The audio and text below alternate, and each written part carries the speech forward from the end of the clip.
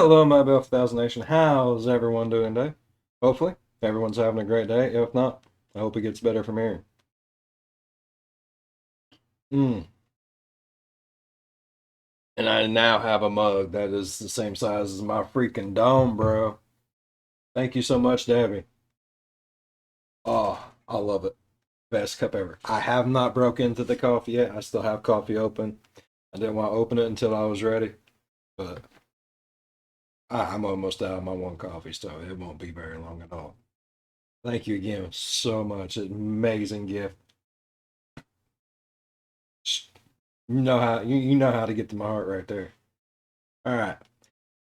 We're back with another MrBallen video. This one is titled She Hid But the Demon Found Her. The Long Island Haunting. I don't know, we've had a lot of different things on channel here lately. I wanted to get back to something spooky. Miss it. I know it's that time of year. Everybody's wanting holiday cheer. Hey, that rhymed. I'm a poet and I didn't know it. How have you doing?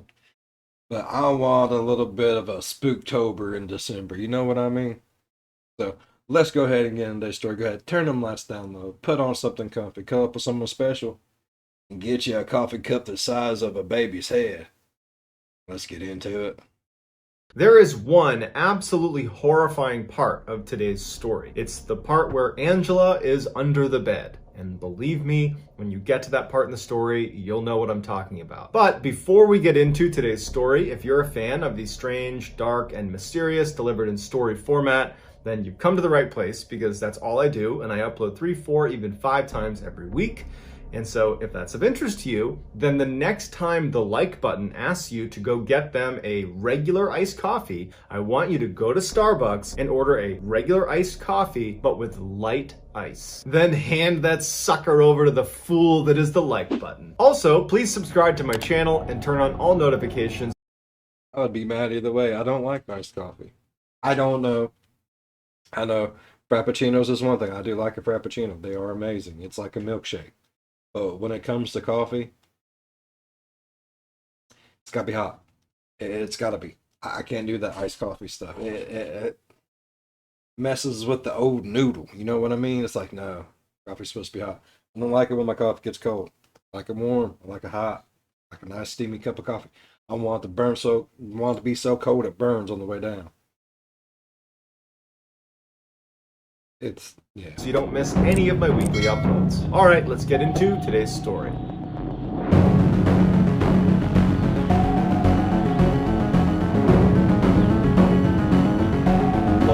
On January 23rd, 2005, which is actually a day that is remembered by the people of New York.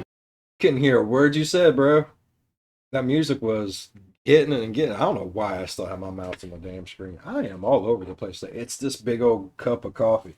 It's got me all kinds of cracked out. I've had like 4 of them full of coffee today.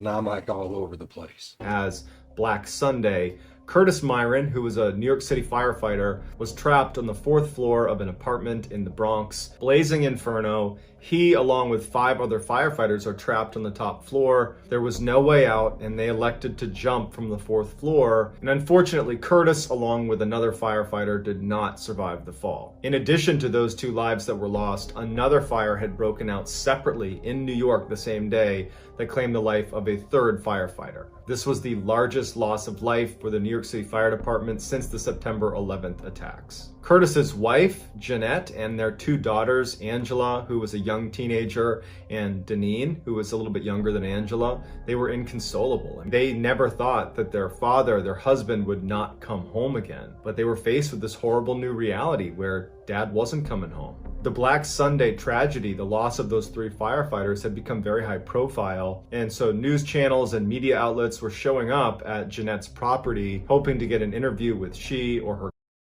Oh my God, news people. They can make things so much worse. No offense to any of them. I know they're just trying to do their job. The family is trying to get through some shit. They don't need y'all in there making it worse. You know what I mean?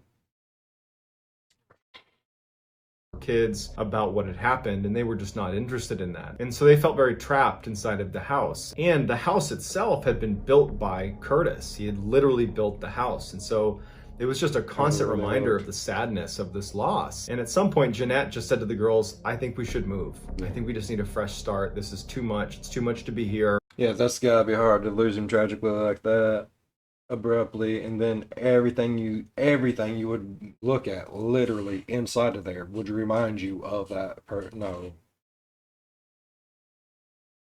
That'd be too much. Fuck all that. Let's just move. And the girls were very eager to leave. So Jeanette starts doing some house hunting, and quickly she finds this nice little house on Long Island where they live, but farther away from the city. And it was sitting on an acre of land, which for the price that was being asked for it, it was unheard of. They went to the property, and Jeanette could see that the house needed a ton of work. But all of Kurt's firefighter buddies were very eager to support Jeanette and her kids, and they offered to come by and actually help them do the renovations on the house. And so Jeanette bought the house, and very quickly she and her two daughters moved in, and all of Kurt's firefighter buddies showed up and began this massive house renovation. I mean, they were basically tearing it down to the studs and rebuilding the whole house. Because of this massive renovation project, a lot of the doors and windows were not secured, and so at night Jeanette felt really uncomfortable, so she went out and purchased 7 cameras to fit on the outside of the house to monitor the property, and all of the cameras streamed to her laptop where she could watch them at any time. And so she found herself watching these cameras a lot on her laptop, just kind of reflexively watching what was happening around her property. And so one night, Jeanette's at her house, her kids are upstairs, and she's got her laptop open and she's watching these feeds from the 7 different cameras, and she admitted that it was just kind of fun to watch the cameras. It felt, kind of cool to see what was going on outside. It is. Okay, I have security cameras, and I do. I catch myself standing there watching the monitor like, I don't know, it's weird, I know, but it's cool at the same time. But from the safety of your home. And she was watching one particular feed that was showing the edge of her property where there was this big forest that basically butted up against their property, where there was a swing set in their driveway, and she was looking out at this big open front yard of theirs. And from the tree line, she watched a figure emerge it looked like a man in a cloak, walk up to their driveway and walk a little ways down the driveway before stopping and staring up at the house. Jeanette was so caught off guard by what she was seeing that she didn't do anything. She just stood there watching this figure. And as soon as the figure had gotten there and was watching the house, it turned back around and walked back into the woods and vanished. It was late. Jeanette didn't know what she'd even seen. The cameras were not super HD, so she thought it must have been an animal or it was just an anomaly of the camera itself. So at the same time that Jeanette is looking at her laptop and she's trying to make sense of this figure she's seen, upstairs, the 2 girls are in their own bedrooms, which are on other ends of the hallway. Angela was laying on her bed with her back up against the wall and she's reading a book, and she starts hearing tapping along the same wall that her back is against, and she can almost feel it in her back. She puts her book down and sits forward and turns and is listening really intently to where the tapping had been coming from. And then she hears bang, bang, bang, like someone's trying to get her attention. She gets right out of her bed and goes to her door. She opens it up and looks downstairs, because from where her door opened, she could look into the living room on the first floor. And immediately she saw her mom on her laptop. I didn't fucking like that. Why did he have to show a picture of that creepy ass thing down there? No, fuck MrBallen, dude. The mom was not banging on anything, and her sister was in her room and she was down the hall, and so that couldn't have been her sister. So she goes back in her room and she's thinking to herself, I'm hearing things. She puts her ear right up against the wall, and as soon as her ear makes contact with the wall, she said it sounded like someone smashed the wall right on the other side of her ear. It causes her to freak out, and she goes right into her bed and throws the covers over her head and she hides. What Angela didn't know is that poor baby. Oh god. That would have fucked me up of her life, though. I ain't gonna lie. I know I'm laughing because it's funny when it happens to someone else. But I would have shit myself. that down the hall, her younger sister, Deneen, had heard tapping as well, but her tapping sounds were not coming from the wall, they were coming from the door. And she thought her mom had come upstairs to see what she was doing, so she got up, walked to the door, opened it up, and there was nothing. She did the same thing that Angela did and poked her head down and saw her mom sitting on the couch. She looked down the hall and she saw that Angela's door was closed. It wasn't Angela. So she shuts the door, and as soon as it shuts, she hears 3 distinct taps on the door. She opens it up again, there's no one there. That's demon. Mocking another trendy right there. She too runs into her bed and jumps under the covers. The girls would say in interviews that the tapping sounds continued periodically throughout most of the night, but at some point they both managed to fall asleep under the covers. The next morning, the girls go downstairs and they're in the kitchen and they tell each other what they had heard the night before. And they both start feeding off of each other because they both had this experience and didn't realize it. Angela would say to Deneen, yeah, I heard these tapping sounds.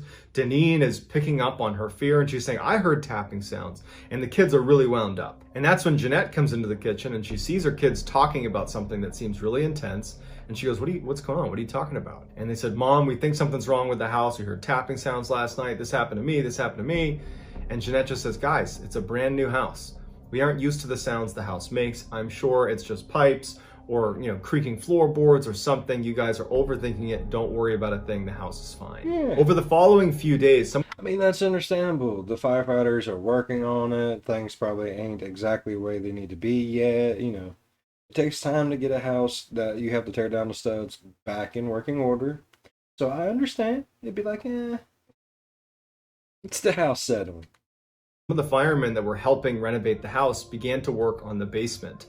The basement was full of clutter. It was like whoever had lived there before had never taken anything out. Very old pieces of machinery and furniture and strange boxes and papers. And the first step to fixing the basement was just going to be emptying it. And so the firemen were removing things from the basement when one of them, his name was Tom, he was one of Kurt's very good friends, Tom discovered that on the ground, underneath all the clutter, was this large pentagram, which is a 5-pointed star inside of a circle that is almost always... I'm call that shit quits, bruh. Nope. Time to dip. Time to go. I ain't fucking with that. Probably sacrificing cats and all kinds of other shit. People do fucked up stuff. I'm not just saying that. They do fucked up stuff. Like, we watched one story on, I believe it was MrBallen. Maybe. Or Coffee House Crime, maybe? I don't know. There's one of them. Just that this one pet store actually stopped selling cats because people was buying them just to sacrifice them. People do some crazy shit. Oops.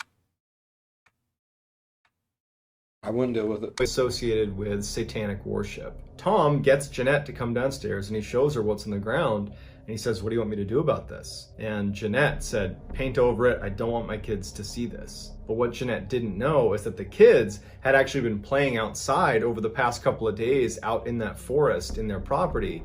And they had found a number of pentagrams carved into trees, into rocks, carved into the dirt on the ground. They were everywhere. They decided not to tell their mom because they didn't want their mom to worry. So they're both siloing information about these pentagrams all over their property. A couple of days later, Angela was going to be home alone for a few hours. And Jeanette had given Angela some chores, which included cleaning out the refrigerator. And so Angela's in the kitchen and she's got the fridge open and she's taking things out and cleaning off each of the different drawers. And she can't help but feel like someone is standing behind her. She kept turning around and no one was standing in the kitchen, but she just could not shake this feeling that someone was behind her.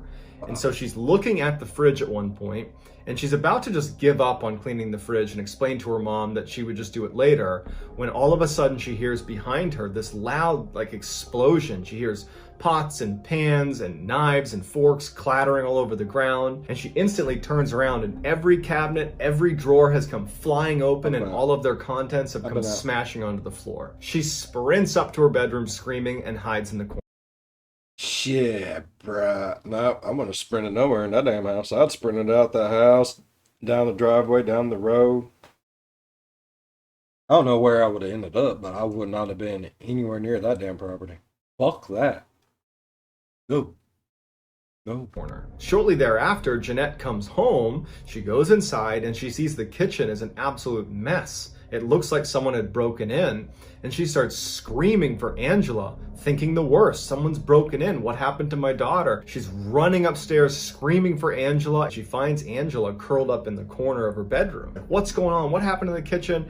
And Angela just could not put an answer together. She was so shocked by what happened. So Jeanette tells her to stay here. She runs around the house making sure that no one's there. She gets her laptop, goes back to Angela, opens it up, and she checks the footage. No one's in their house. No one's been near their house. All the while, Angela's just sobbing hysterically. And finally, after Jeanette is convinced that there has not been a home invasion, she turns to Angela and she's like, what is going on? Why does the kitchen look like this? And Angela tried to explain what happened, but it just didn't make any sense.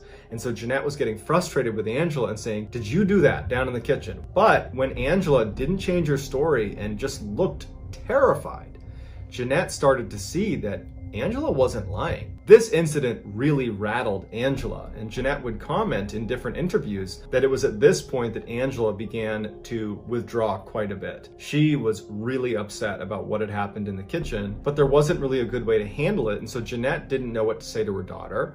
Angela didn't know how to talk about it, and so it was just this awful cloud in their life that they had this really intense thing happen, but there's just no explanation for it. A couple of days after the kitchen incident, and the crew that had been clearing out the basement got to the point where they were ready to actually start tearing down drywall. And so as they start demoing the walls, they find hidden in the walls a journal. And it's this very old looking journal with some lace wrapped around. Oh fuck, is it made out of people's skin?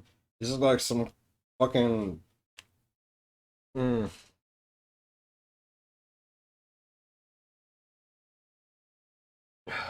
It's like some Evil Dead shit. Like, is it gonna be made out of flesh? And I mean, like the original Evil Dead, not that new shit. Like, back in the day, Evil Dead, Around it. Army of Dead, shit like that, the good ones. And one of the firemen gives it to Jeanette and just says, hey, I thought you might want to look at this. I don't know what to make of it, but it was in your wall. Jeanette opened it up and she began flipping through it, and she saw a date that was 1927, and she knew that was actually the date that this house was actually built. It seemed like this was a journal written by someone named Christina, who seemed fairly young. And as she's flipping through this journal, it really starts to take a dark turn when she sees diagrams of these ritualistic sacrifices of animals and of people that apparently were taking place in this house, because Oh no, did he say and of people? when she sees diagrams of these ritualistic sacrifices of animals and of people that Yeah, he said and of people. Bro, what kind of fucked up demon house did you fucking buy? Tell what you do right now. You call Zach Bagans. You be like, hey, bro, you want to buy another demon house? He'll buy it. Motherfucker crazy. He'll buy anything like that. apparently were taking place in this house, because the diagram clearly indicated that it was happening in the basement. And even weirder is there was this room that they didn't. Stupid question. Was it the kids that was killing people and animals? Or was it the parents that was killing people and animals and the kids was witnessing? Or was it like a family, kind of like a Paranormal Activity where, all the cult members come together and sacrifice people to try to bring back Toby? Was it bringing back a Toby? Toby Maguire? Hello? Know what it was for in the basement that was underneath the stairs, that it wasn't really a closet. It was all cement on all four sides. It was like someone had put a pocket of cement underneath the stairs, and they always wondered what it was. And some of the diagrams indicated that some of the sacrificing was going on underneath the stairs in that room. Jeanette decides to keep the journal from her kids. She does not want them to know that this was found in the walls. No. A couple of days later, Angela is in her bedroom listening to music on her headphones, and at some point she thinks she hears someone call her name.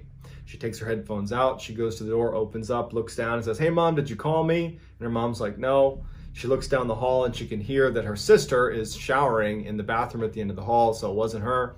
And so Angela, she has a healthy fear of this house because of really the kitchen incident more than anything else. But she's thinking, okay, I must have heard something, not a big deal. So she goes back into her room and she sits down in her bed. But before putting her headphones back in, she hears someone say, get Deneen. And it's coming from in the walls. Immediately she's terrified. Down the hall. Who the fuck's Deneen? Well, she hears Deneen, who's in the shower, Oh, her sister is Deneen. That was Deneen.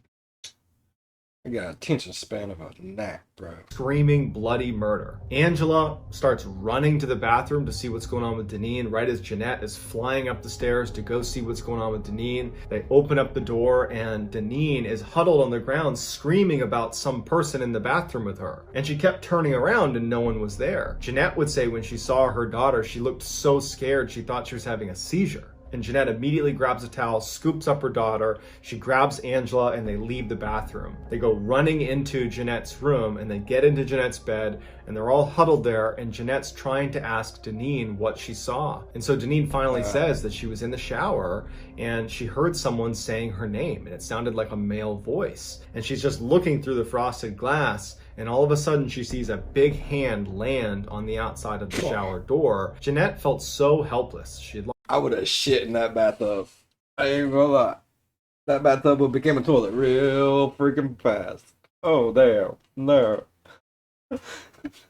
Oh, poor child. I would have boomed everywhere. I ain't gonna lie. It'd been a shitty situation for sure. lost her husband, her kids have lost their father, and there's all these strange things happening in the house. And now they all feel like they're losing their damn minds. That's gotta be hard. And Jeanette just felt like she couldn't protect them. It was around this time that Jeanette really felt like she should leave the house. But financially, they were really invested into this house, so it would have been very difficult to leave just financially. And then also, the amount of time and energy all the firefighters, all of Kurt's friends had put into renovating the house and gutting it and fixing it up. It was so much time and energy that she felt like she would be letting them down if she left. And she couldn't possibly tell them that the reason that she was leaving is because the house is haunted. And so she just felt trapped. Come over and spend the night. Just spend a couple nights. We'll go to your house, you come to our house. We're going to house swap. You tell me if you want us to stay there. A couple of days go by and everybody is just on edge in the house. Angela, Deneen, Jeanette, they don't like being there. And Angela just felt really cooped up when she was home and she was just scared.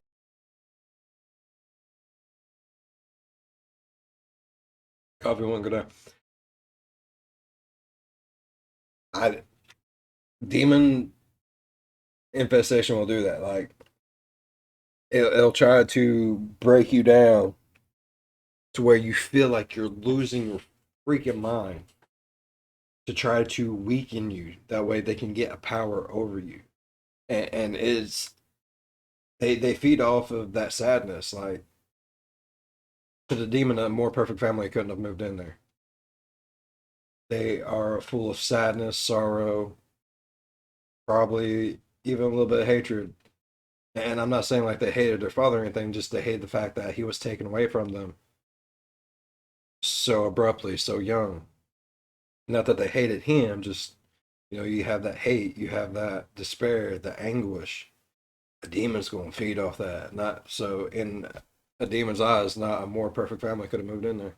Of being in the house. And so one night she decides to go outside and just swing on their swing, which was on their front property. Jeanette is inside the house doing dishes where there's a window that looks out the front of the house where you can see this swing set. When she finishes doing the dishes, she takes her eye off of Angela for a moment and she walks into the other room to sit down on the couch. She grabs her laptop, she opens it up and figures she can keep an eye on Angela using the security camera that was pointing in that direction. So she opens up the program and she pulls up all the camera feeds and she's shocked when on the camera feed with Angela, she sees the same cloaked figure she had seen the first time she'd been looking at the live feeds, standing right behind Angela. And immediately she's up and sprinting outside, screaming for Angela. As soon as she gets outside, she hears Angela screaming for her mother before she's even seen her mother. And when she turns the corner, she sees Angela screaming in pain on the ground in front of the swing, and there's no cloaked figure anywhere. She runs over and she can see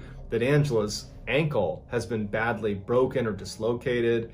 And so she scoops her up and she said, "What happened?" And Angela said that somebody pushed me. Someone pushed me off the swing. And they go to the hospital and sure enough, she had dislocated and broken her ankle. When they got home that night, Jeanette opened up the laptop and reviewed the footage from outside. and she saw this figure walk out of the woods, and the swing was right up against the woods, and it goes right behind Angela and appears to push Angela and then goes back into the woods. Jeanette called the police. She showed them the footage, and they feel really bad, and they can clearly see what happened. But there's really not much they can do. Like, it was a cloaked figure. They can search the woods, but it probably ain't gonna do no damn good.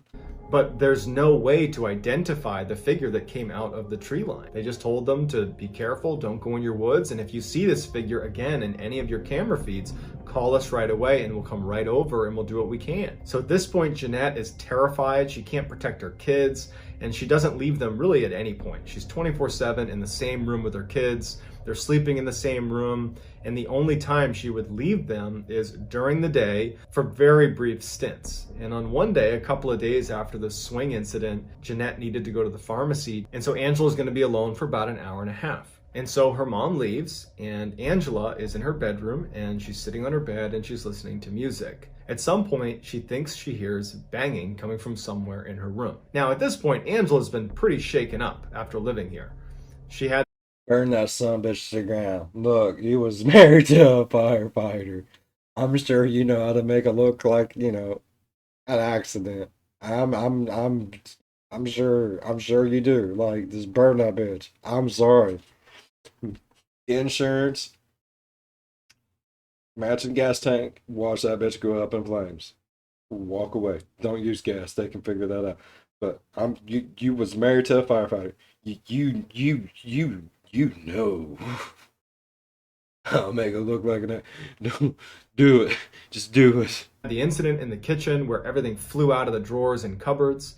She's been hearing tapping and banging sounds. She has her sister's story about the hand on the glass in the shower. She just got pushed off a swing by some cloaked figure. I mean, she's scared of this place. And so every sound is going to terrify her. And when she started hearing that tapping sound, she took out her headphones. She looks over at her closet and she can see that the doors are rattling. She is so immediately scared that she gets off of the bed and goes underneath and tucks up against the side of the wall. She could actually see the bottom of the closet, and she can see it's still rattling, and she's tucked up against the wall. And as she's looking, the doors slowly slide open, and she sees a figure walk out of her closet that must have been standing there the whole time that she'd been laying on her bed. She said this horrible smell filled the room, and she said that it looked like it had human feet, bare feet, but it was a totally dark figure. It was hard to really pick out. It's Toby! We've all seen Paranormal Activity. That's Toby. Bro. I knew that fool was real. Out if it looked human or not, but it began walking around her room, and she believed it was looking for her, and she heard its footsteps as it walked all over her room, and at some point it walks into the hall out of her bedroom, and she's just laying there under her bed hoping that it doesn't come back. And then when she thinks it's walked all the way downstairs, it goes quiet. And then she hears it running up the stairs, running into her bedroom, runs right in front of the bed. Its feet are aimed right at her. It climbs onto her bed. She can hear the springs condensing right above her. And she's looking out wide-eyed, holding her mouth. And all of a sudden, its head appears looking down directly at her. And it's this dark face, sunken eyes. It looks like its skin is rotting off of its head. And it's just staring at her upside down, looking directly at her. At this point, she screams and the figure goes back up onto the bed, and now it's sitting right above her. She's screaming uncontrollably, and then she hears it get off the bed, but she doesn't know where it went in the room. And so for the next 45 minutes, she lays there expecting this thing to come back. It knows where she is. It knows she's under the bed. Fuck that. And she can hear it occasionally running around the house. She can just smell this horrible smell, and at some point she hears her mom's car outside, and she starts screaming for her mother. Her mother must have heard her because she comes bombing into the house. She runs up the stairs. She's screaming for Angela. Angela's screaming for her mom. And then she finally finds Angela under the bed. She pulls her out. She holds her. And she's trying to figure out what's going on. And Angela's saying that he's in the house. He's in the house. He's in the house. I don't know what it is. He came out of my closet. Jeanette runs all through the house looking for anything or anyone in the house. There's nothing. It's gone. At this point, Jeanette is at her wit's end. She doesn't know what to do. So she takes Angela. She gets... I just told you what to do. You was married to a firefighter. Make it look like an accident. In the car. They drive to where Deneen is. Deneen was with a friend at the time. They get Deneen, so the three of them are together now, and they drive to Jeanette's parents' house. And while they're there, Jeanette calls a paranormal investigator and she says, I need your help. I The need help to Warrens. get rid of what's going on in my house. And so she gets in touch with this woman named Liz, who Oh, offers to do a cleansing of the house. dang. And after the cleansing was done, Jeanette would say that it appeared that everything stopped in the house. And somewhat Appeared. unbelievably, Jeanette and Angela and Deneen decided to stay in the house where this demon was. That they felt confident that the cleansing had gotten rid of it, and to this day, they still live there. If it was me, I would have been out of that house and never gone back. So I'd love to get your reaction to this story. Do you You got my reaction, bro. I burnt that bitch to the ground. It would have gone up in a ball of flames. I ain't even gonna lie. I would have took a chainsaw in there and cut all the studs and watch that some bitch just crumble down on itself, set the fucking rubble on fire, and then I would have just started like throwing holy water and crucifixes at it. And I don't know, I would have threw a preacher in there too. Like I don't know what I would have done, but I would have burnt that bitch to the ground. Like there would no, all thing would have been left of it is soot across the earth. Fuck that house, fuck that land, fuck that demon, fuck the people that was in that house calling on that demon. Those poor, poor people. Oh, for a demon, they could not have asked for a more perfect group of people to move into that house. They were stricken by sorrow, death, anguish, hatred, and anger. And like I said, not at the father, but over the situation that he was taken from them so early and so young and so abruptly.